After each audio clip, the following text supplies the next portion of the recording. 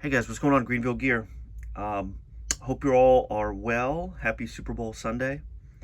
I thought in honor of the Super Bowl, I would do a 80s football video and show some slabs that I picked up and share those with you. Before I even do that, the first Super Bowl I remember was 1984, I think.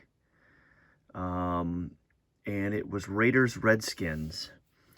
And these are actually 82 tops. But this is my favorite card set of all time. I love this design. And so I've been working on getting a set together. But there's John Riggins, the running back for the Redskins at the time. There's Joe Theismann, the quarterback for the Redskins, the Washington football team, now the Commanders. And so the Raiders won that game. They ran all over Washington in that game. And it's the first Super Bowl that I have memory of, and as a kid. So I just love this set, 82 tops. There's the Anthony Munoz, Hall of Famer, Terry Bradshaw, Lyle Alzado, Franco Harris, Dan Fouts, Doug Williams. So I just had a few of these kind of sitting out, so I thought I'd show those because I was thinking about the Super Bowl and I was nostalgic about those Super Bowls in the 80s. Anyway, that was a big win for the Raiders. We'll see what happens today between the Bengals and the Rams. So I picked up three football slabs lately, and I don't know if we would call these vintage. These are mid to early 80s, but this is like the 82 tops, 83 tops, 84 tops are my favorite kind of football series and sets. And so let me show you some of the ones I picked up. This is Lawrence Taylor, 1983 tops. This is his second year card, but I just love the NFC Pro Bowl banner there. Of course, not every player has that little white strip there. I just think this is a cool card.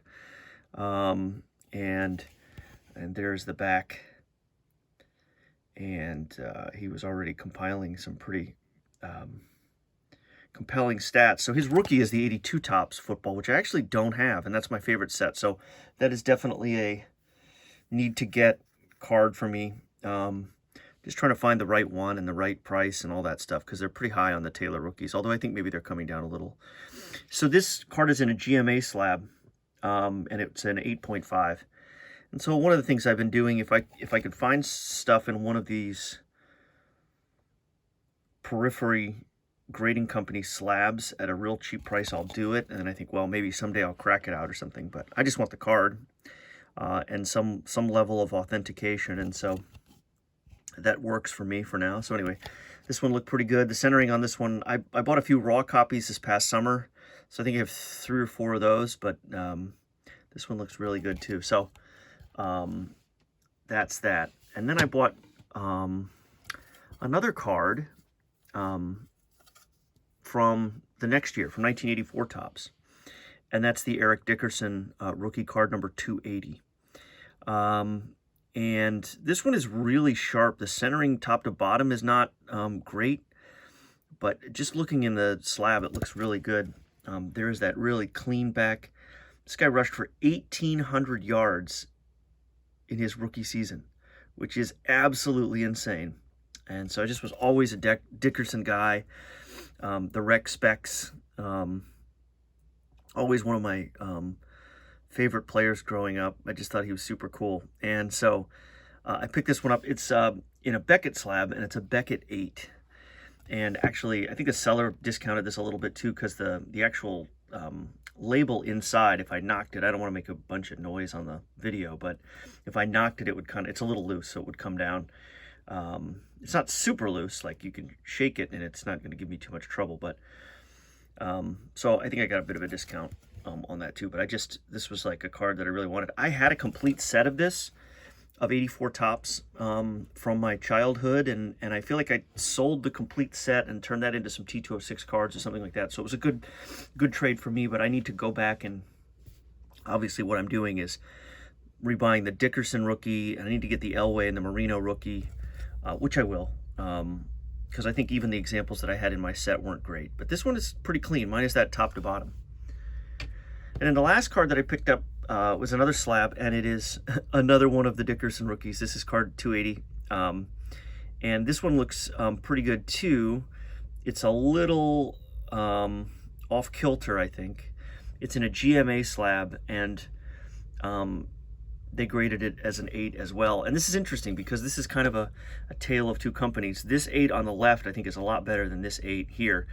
And it's not just for the kind of a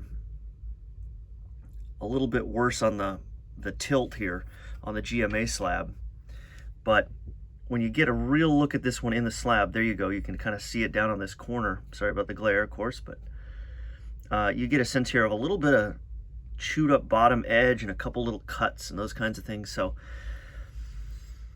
this isn't the best example, actually, and